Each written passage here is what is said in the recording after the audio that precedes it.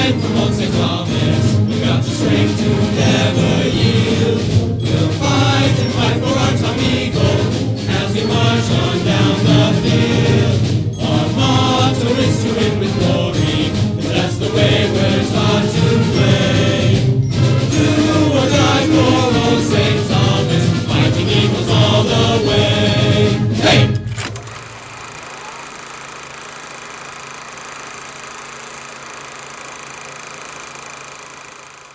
The 1950s dawned with rumblings of concern around the globe.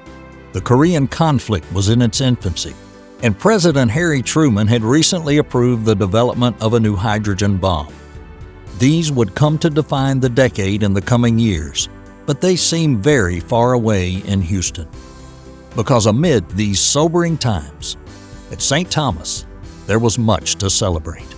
When the school year began in 1950, St. Thomas High School made news in all of Houston's newspapers, with stories marking its 50th anniversary. Coverage examined the school's beginnings and took note that a new cafeteria had just opened, and that a second story and new auditorium was on the way. St. Thomas marked the occasion with a Mass at St. Anne's Church. The Most Reverend Wendell J. Nold, the Bishop of Galveston, presided. After Mass, alumni gathered at the school campus for a reunion. The Golden Jubilee was not the only milestone for the school. That fall, Lynn "Pappy" James began his 14th year as band director, with his students providing music for school functions and athletic events. Since the school's beginning, athletics were part of the foundation of St. Thomas. But the 1950s are a huge decade for the school. The Eagles won the TCIL football championship in 1950. The following year, the basketball team wins the Texas High School Championship. The tennis team beats city and state champs in singles and doubles. One of our bowling teams wins a high school tournament. There's just an incredible enthusiasm for St. Thomas sports teams. And then there was baseball. In 1951, legendary coach Father James F. Wilson was honored for his work in the sport. Dubbed Mr. Baseball, he was presented with a plaque from the Houston Amateur Baseball Federation. The ceremony MC described him as having a heart bigger than home plate. You really can't underestimate Father Wilson's contribution to baseball at St. Thomas. In the early 1940s, he starts coaching, and almost immediately, our teams begin winning championships. He has such a love for the sport and a belief in his athletes. His legacy here is undeniable and continues to be recognized and honored. If Father Wilson had a heart as big as a home plate, the St. Thomas Mothers Club was the heart of 4500 Memorial Drive. In 1947, the group launched an annual style show, raising funds for school initiatives. By the 1950s, it was a much-loved tradition, with moms walking the runway in the latest fashions from Battlestein's department store. In fact, the 1950s would bring a host of traditions to the school. The annual Bat and Ball Variety Show replaced the school's vaudeville show and invited performers from other Catholic schools to perform on stage.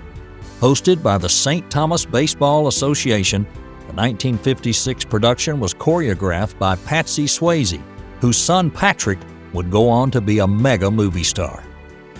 The Vulture newspaper made its first appearance on April 1, 1955, spoofing school life and administrators. Designed to mimic the school paper, The Eagle, it was a regular feature until 1976. In 1957, Tom Eagle was adopted as the new school mascot. Members of the class of '58 raised $125 over the summer to pay for construction of the 5'2" statue. And in 1958, Roundup, which by then was a much-loved annual event, raised $11,795 with the giveaway of a 1958 Edsel. The annual fundraiser remains a St. Thomas tradition, consistently raising hundreds of thousands of dollars to assist students with tuition. As a private school, St. Thomas always needed to raise funds.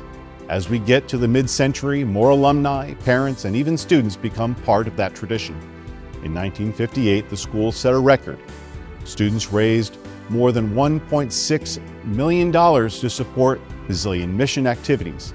It's a remarkable testament to the commitment to the school. The decade would also mark another milestone, this one laced with sadness. In 1955, Father Thomas O'Rourke, who had given so much of himself to secure the future of St. Thomas, passed away. Father O'Rourke is largely responsible for St. Thomas as we know it. He was the one who looked around and realized that Houston was going to expand beyond downtown. He was the one who sold the Austin Street property and secured the purchase of the land we're on right now. He was a man of great vision. Father O'Rourke wasn't the only one who could see that the city was moving westward. Houston itself seemed to realize it too. In 1954, the city paid St. Thomas $100,000 for 15 acres of school land to continue construction along Memorial Drive. By the end of the decade, the Shepherd Drive overpass would open and St. Thomas would once again have a new principal. Father Carl Mitchell Allnock, whose nickname was Bucky, was a graduate of St. Thomas in the class of 1927. Ordained a priest in 1935, he was responsible for the original St. Thomas Stadium built in 1937. One of the school's legendary teachers and football coaches, he was about to take the helm of his alma mater as it entered one of the most tumultuous decades in history.